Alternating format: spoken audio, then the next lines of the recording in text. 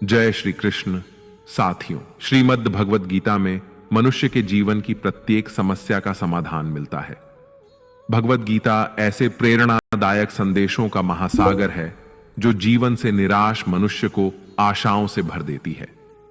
मित्रों, मुझे पूरा विश्वास है कि इस वीडियो को पूरा अंत तक देखने और शांत मन से इसकी बातों को सुनने और समझने के बाद न केवल आपके मन को असीम शांति का अनुभव होगा, बल्कि आपके विचारों में और जीवन में भी बहुत ही सकारात्मक बदलाव अवश्य आएंगे।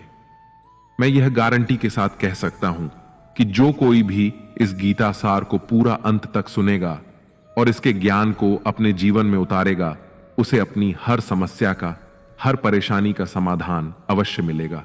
उसे वह सब कुछ मिलेगा जो वह पाना चाहता है। इसलिए इस भगवद गीता सार को आप हर रोज सुबह और रात में सोने से पहले अवश्य सुने।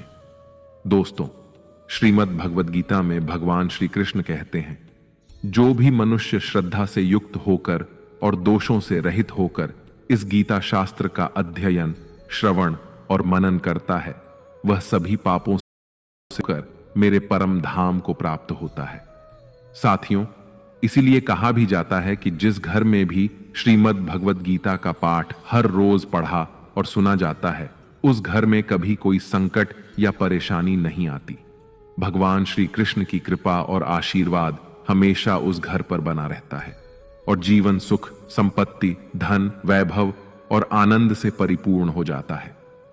मित्रों, कुरुक्षेत्र की युद्ध भूमि में हुए महाभारत के भीषण युद्ध के प्रारंभ में ही अर्जुन युद्ध भूमि में अपने चारों तरफ युद्ध की इच्छा से आए हुए अपने परिजनों, भाई बंधुओं और गुरुजनों को देखकर घबरा जाता है, निराश और हताश हो जाता है और बहुत ही दुखी होकर वह श्री कृष्ण के समक्ष अपने दुख और दुविधा को प्रकट करता है।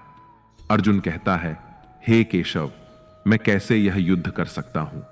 इस युद्ध भूमि में युद्ध के लिए एकत्रित हुए ये सब तो मेरे अपने ही हैं। मैं कैसे पितामह भीष्म और गुरु द्रोणाचार्य से युद्ध करूंगा, क्योंकि ये दोनों तो मेरे पूजनीय गुरुदेव हैं। इसलिए इन गुरुजनों को मारने से तो अच्छा है मैं भिक्षा मांगकर जीवन यापन करूं।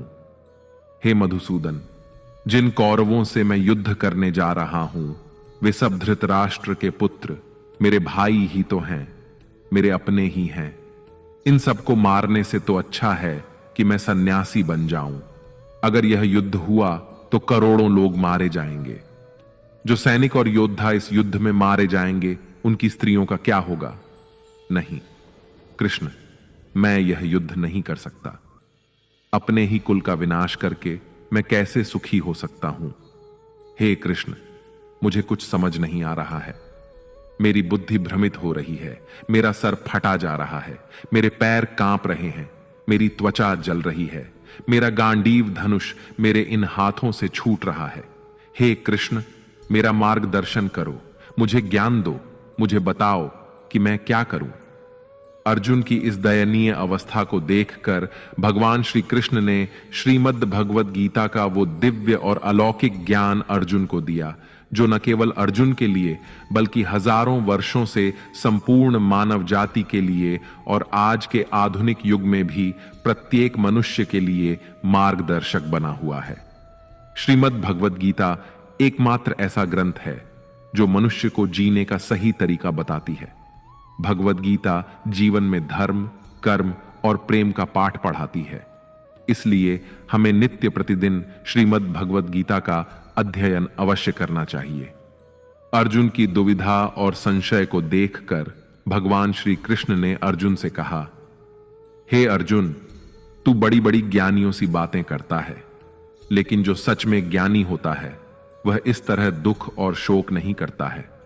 तेरे हाथ में कुछ है ही नहीं, तू चाहकर भी कुछ नियंत्रित नहीं कर सकता। जीवन और मरण तो प्रकृति की नियति है। ये सब लोग वास्तव में मेरे ही द्वारा मारे जाएंगे। तू तो सिर्फ एक निमित्त मात्र है। इसीलिए जो ज्ञानी होता है वह किसी के मरने पर रोता नहीं है। ज्ञानी जन न ही बीते हुए कल का शोक करते हैं और न ही आने वाले कल की चिंता करते हैं। इसीलिए जो होने वाला है वह होकर ही रहता है, और जो नहीं होने वाला वह कभी नहीं होगा। ऐसा निश्चय जिसको समझ में आ जाता है, जिसकी बुद्धि में आ जाता है, उसे कोई दुख नहीं सताता, उसे कोई चिंता नहीं सताती। हे अर्जुन, तुम इस बात का शोक मत करो कि यहां कौन अपना है और कौन पराया है।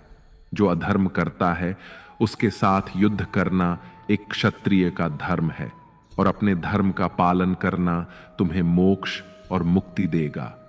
तुम अपने इस मन से मोह को त्याग दो, नहीं तो सारा जग तुम्हारी। युद्ध नहीं करोगे तो सारा संसार तुम्हें नपुंसक और डरपोक कहेगा। यहां बात अपने पराये की नहीं है, यहां बात है धर्म और अधर्म की, बात सही और गलत की है। अगर तुम गलत को सहोगे, उसका अंत नहीं करोगे, तो गलत करने वाले को और अधिक बल मिलेगा, वह और भी अधिक अधर्म करेगा।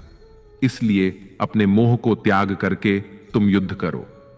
श्रीमद् भगवत गीता में भगवान श्री कृष्ण कहते हैं, हे अर्जुन, यह संसार मेरी ही माया है, यह संसार मुझसे ही उत्पन्न हुआ है। मैं ही इसका पालन पोषण करता हूं, और मैं ही इस सृष्टि का विनाश भी करता हूं।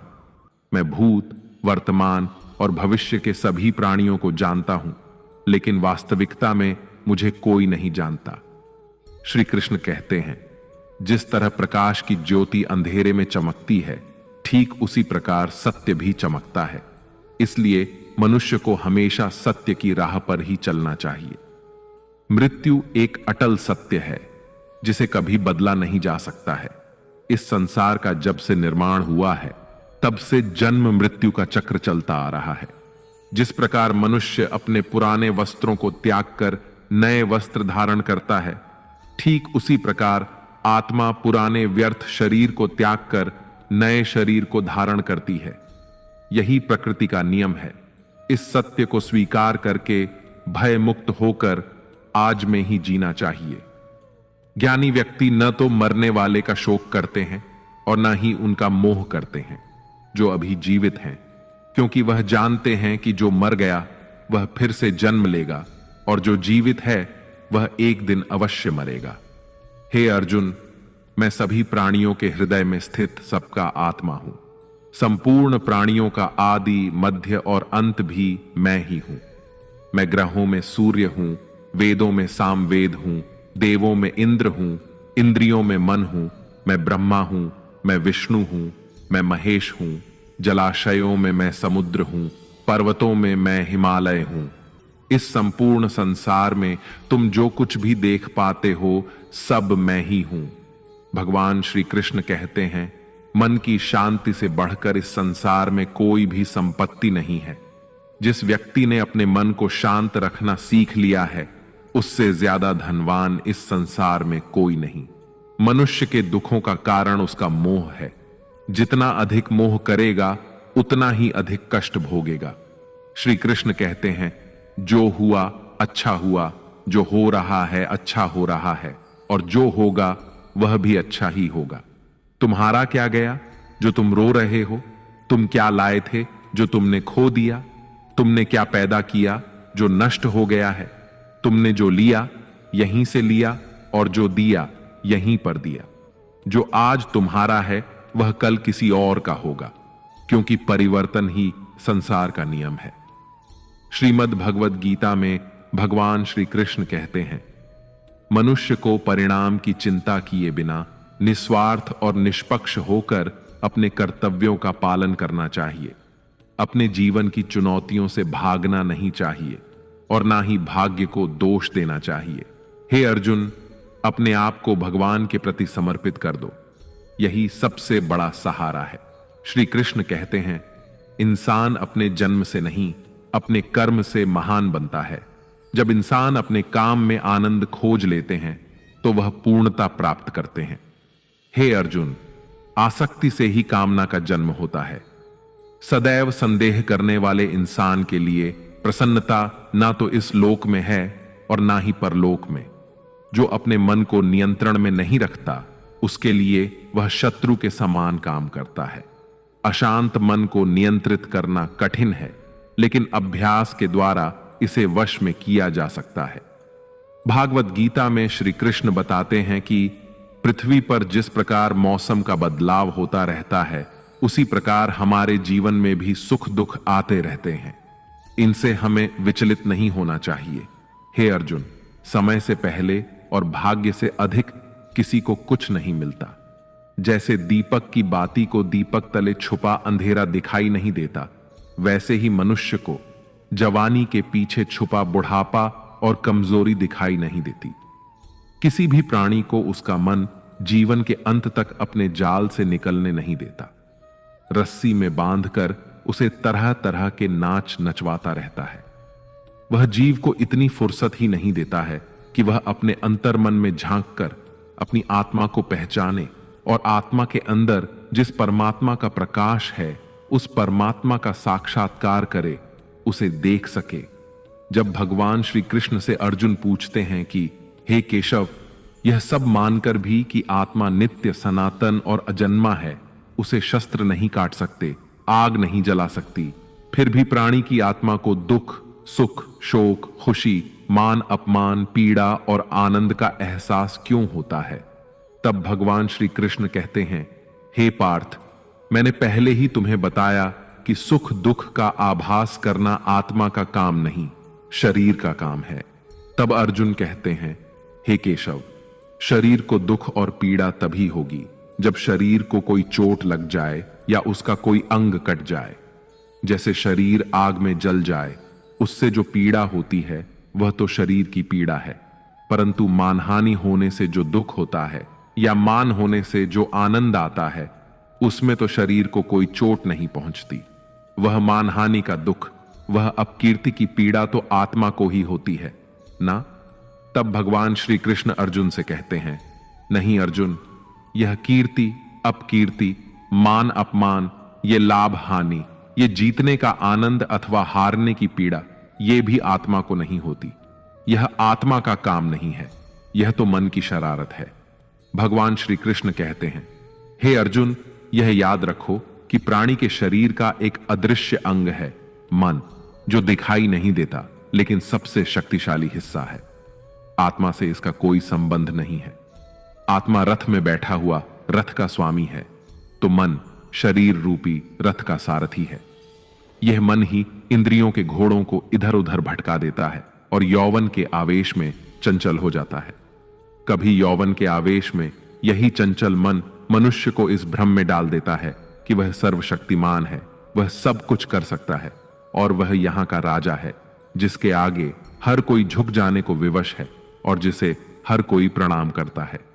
जब शरीर के दीपक में यौवन शक्ति का घी झलकर समाप्त हो जाता है और दीपक तले अंधेरा छा जाता है, तो मनुष्य घबराकर चिल्लाने लगता है, मैं बीमार हूं, मैं दुखी हूं, मैं मर रहा हूं, मुझे बचाओ। ये रोने का नाटक भी मन ही करता है। हे अर्जुन, मनुष्य को मैं के घमंड की मदिरा पिलाकर मदहोश करने वाला पाखंडी केवल मन है। उसके हाथों में मोह माया का जाल है, जिसे वह मनुष्य की इच्छाओं पर डालता रहता है और उसे अपने वश में करता रहता है। यह मन शरीर से भी मोह करता है, अपनी खुशियों से भी मोह करता है और अपने दुखों से भी मोह करता है। खुशी में खुशियों से भरे गीत गाता है और दुख में दुख भरे गीत गुनगुनाता है। अपने दुखों में दूसरों को शामिल करके उसे खुशी मिलती है। हे पार्थ, प्राणी के लिए आवश्यक है कि वह अपने मन को काबू में करके अपने अंतर्मन में झांक कर आत्मा को देखें। तभी उस आत्मा के अंदर उसे परमात्मा का प्रकाश स्पष्ट दिखाई देगा। समय मनुष्य के बनाए मार्ग पर नहीं चलता, मनुष्य को ही समय के दिखाए मार्ग पर चलना होता है। इसी को नियति कहते हैं।